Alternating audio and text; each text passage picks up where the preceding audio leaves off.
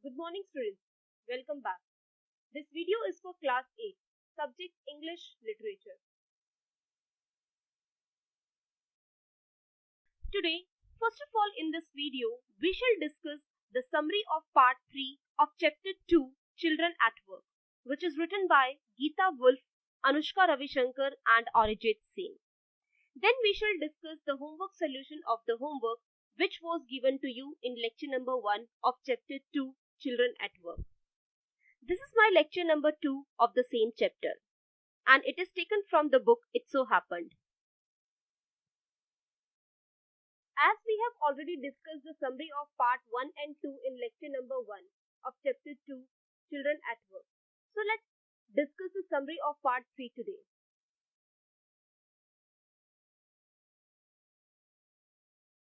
Jaya and Velu walked along the roads for half an hour.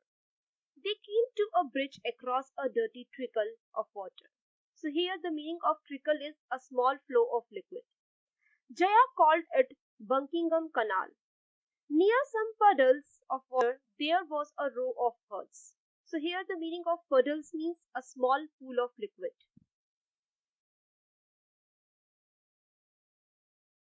They were made of all sorts of things: metal sheets, tires, bricks, wood, and plastic. They stood crookedly and looked as if they would fall at any moment.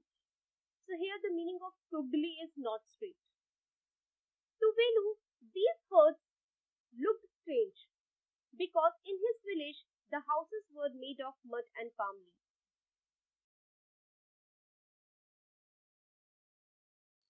Jaya dumped her sack outside her hut. Then she picked up an empty one. She gave Velu a pair of old shoes without laces. She handed him a sack and stick also. She turned to Velu and gave him a shove. Shove means a push. And said, "At least help me now. Here, wear these and come with me." Velu was shocked and thought about the work which she wanted him to do with those things.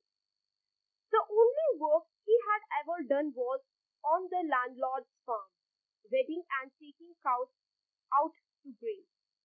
So he asked her, "Are there any farms in the city?" She laughed at this and told him that there are no farmers. She explained that she was a rag picker. Velu had never heard a thing that people collect things from rubbish bins. Then she said this was the only work she could give to Velu if he wanted any. Children like her collected papers, plastic and glasses and such other things. Then they sell them to Jagu of Jam Bazaar. Jagu sells them to a factory. Jaya told she had no time to waste like him, but Velu didn't move from there. This time Velu hesitated. He was thinking that he hadn't run away and come to Chennai to dig through garbage bins. Velu had no option. However, he felt he must do it until he finds a better job. So he followed her with a sigh.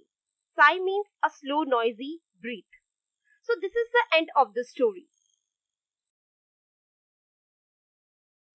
Children, you have to complete your homework on the basis of the chapter explained by me. And your homework is read chapter 2 and write word meanings highlighted in the video. Based on the understanding of the chapter, write the answers of the questions mentioned in the book It So Happened As. Page number 15, comprehension check, question number 1 to 3. Answer the following questions. Question number 1, part 1. What material are the strange huts made out of? Part 2. Why does Velu find them strange? Question number 2. What sort of things did Jaya and children like her collect, and what did they do with those things? Question number 3. Is Velu happy or unhappy to find work? Give a reason for your answer. In this video, we shall discuss the homework solution of the homework which given to you in lecture number 1 of chapter 2, Children at Work.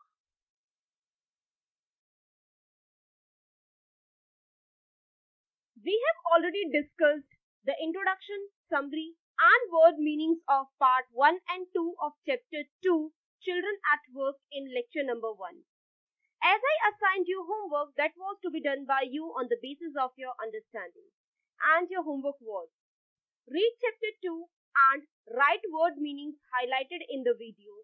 Based on the understanding of the chapter, write the answers of the questions mentioned in the book It So Happened As. Page number 9, comprehension check, question number 1 to 5. Page number 13, comprehension check, question number 1 to 4. So let's discuss the word meanings of this chapter. Number 1, wobbly. Wobbly means unsteady, or we can say shaky. I repeat it again, wobbly. Wobbly means unsteady, or we can say shaky. Number 2, vacantly.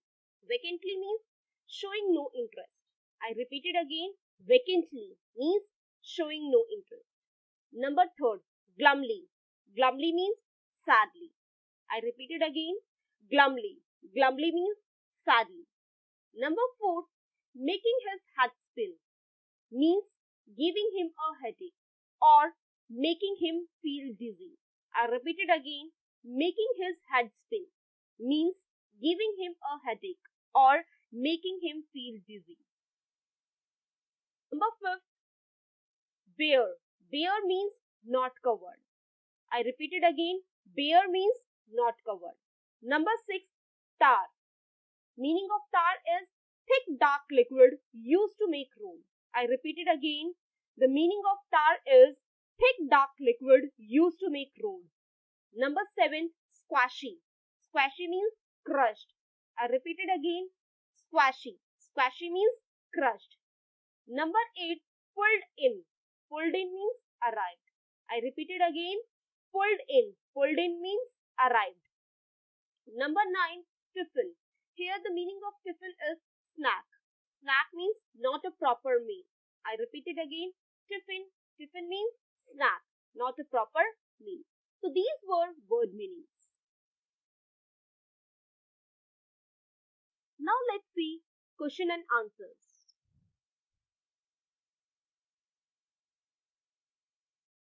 Question number 1 to 5 are on page number 9. Let's see question number 1. Velu stood on the platform, but he felt as if he was still on a moving train. Why? The answer of the question is, Velu stood on the platform, but felt as if he was moving on a train because he had travelled a long distance in the train.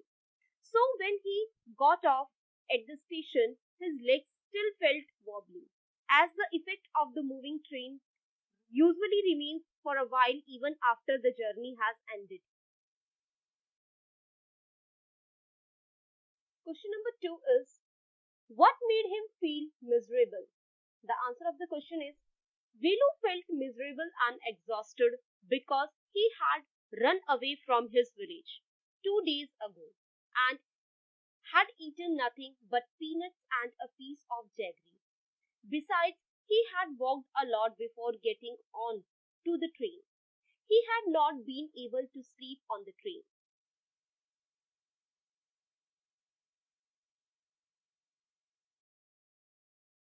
The station was very crowded and the noise was terrible and unbearable. He was in an unfamiliar place. He was hungry and was penniless. He did not know where to go from there. Question number 3 is, Velu travelled without a ticket. Why? The answer of the question is, Velu ran away from his home. He was not having money to buy a ticket, so he travelled without it. Question number 4 is, how did he escape the ticket collector's attention? The answer of the question is, he escaped the ticket collector's attention because he was travelling in the unreserved compartment and slept on the floor near the door. Luckily, the ticket collector did not come to the compartment. Question number 5 is, why had Velu run away from home? The answer of the question is, Velu had run away from home because he could not stand his father beating him for one more day. His father would snatch away all the money he and his sisters earned and spend it on drink. Question number 6 to 10 are on page number 13. Question number 6 is, why did he decide to follow the strange girl? The answer of the question is, Velu decided to follow the strange girl because he was new to that place and had no idea where to go. He was also feeling hungry, and she had said that she could help him find food if he wanted. Question number 7 is, can Velu read Tamil and English? How do you know? The answer of the question is, Velu could read Tamil but not English. When the girl showed him the big building with the wall around it, Velu read the sign Central Jail. It was written in Tamil. But when the girl and Velu were walking along the side of the road under some huge signboards, he looked up at the pictures. The writing was in English, so he failed to read the signboards. Question number 8. If you are not careful, you will soon be counting bars there. The girl said. Part 1. What is she referring to? The answer of the question is, she is referring to the Central Jail. Question number 8, part 2. What does she mean when she says, if you are not careful? Answer of the question is, a little later, the girl again said to Velu, you don't have to do anything. Just don't get caught, that's all. By these lines and the previous ones, she means to warn Velu that if he was not careful, he might get caught and be put into the jail by policemen. Question number 9 is part 1. Where did the girl lead Velu to? The answer of the question is, the girl led Velu to a place where there was a big building, Sri Raja Rajeshwari Prashana Kalyan Mandapam, where a marriage was taking place in a big hall. She took him behind the hall where a big garbage bin was overflowing with rubbish. Two gods fought for a banana leaf and a cloud of flies buzzed around their legs. Question number 9, part 2 is, what did they get to eat? The answer of the question is, Velu got a squashy banana and a vada to eat, while the girl ate only a banana. Question number 10. What work did she do? Think of a one-word answer. The answer of the question is, she was a rag picker, or in one word we can say that, rag picking. So this is the end of the lecture. At last, I would like to say that complete your homework in neat and clean in your fair notebook by following the correct format.